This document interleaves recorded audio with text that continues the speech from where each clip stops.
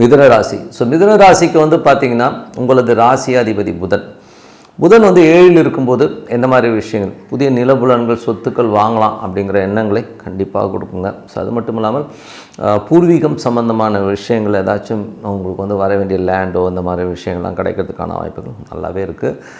சுப நிகழ்ச்சிகள் நடத்துறது, சொந்தத்திலே வந்து ஒரு சுப நிகழ்ச்சி நடத்துறதுக்கான ரொம்ப நல்லா இருக்குங்க. ஸோ அதுக்கப்புறம் உங்களது 2ஆம் அதிபதியான சந்திரன் வந்து நல்ல லாபங்களும் நல்ல ஏற்றங்களும் கொடுக்கும்.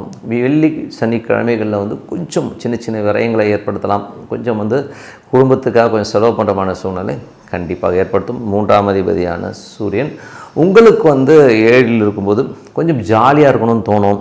ஓகேங்களா, எதிர் வீடு பக்கத்து வீடு ஜன்னல்கள் கண்ணடிக்கு தான் பார்க்க தோணும்.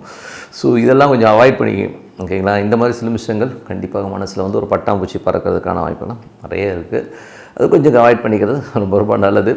அதுக்கப்புறம் பார்க்கும்போது உங்களது 5ஆம் அதிபதியான சுக்கிரன். ஸோ 5ஆம் அதிபதியான சுக்கிரன் வந்து பார்த்திங்கன்னா உங்களுக்கு 7ல் இருக்கும்போது நல்ல ஒரு கலைஞர்களுக்கு வந்து ஒரு பெரிய வாய்ப்புகள், பெரிய சந்தர்ப்பங்கள் கிடைச்சி அதனால் நல்ல உயர்வு வர்றதுக்கான வாய்ப்புலாம் ரொம்ப நல்லா இருக்குது.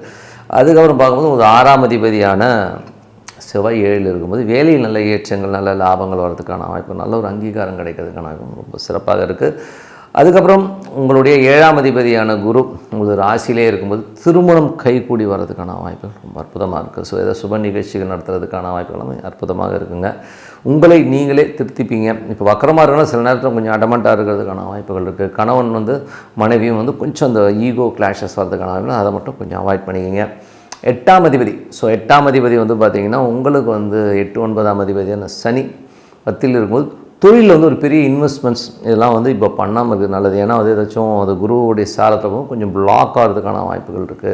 வெளிநாட்டில் இருக்கிறவங்களுக்கும் பார்த்திங்கன்னா ஒரு தேவையில்லாத ஒரு மன உளைச்சலோ ஒரு ஸ்ட்ரெஸ்ஸஸோ வரும். ஸோ அதனால் கொஞ்சம் கவனமாக இருந்தணும். பட் தந்தை சார்ந்த உறவுகளுக்கு நல்ல லாபங்களும் நல்ல ஏற்றங்களும் கிடைக்கிறதுக்கான ரொம்ப நல்லாயிருக்கு. அப்பா வந்து ஏதாவது ஆன்மீக சுற்றுலா போகிறதுக்கான வாய்ப்புகளுக்காக பிளான் பண்ணுவார். ஸோ இதெல்லாமே அற்புதமாக இருக்குது. 10ஆம் அதிபதியான குரு உங்களுக்கு ராசியிலே இருக்கும்போது அது வக்கரமாக இருக்குது. அப்புறம் வந்து தொழில் சம்மந்தமான விஷயம் நல்ல திட்டங்கள் போடுவீங்க. ஸோ நல்லா பிளான் போட்டு ஏதாச்சும் பண்ணணுங்கிற எண்ணங்களெல்லாம் நிறைய ஏற்படுத்தும்.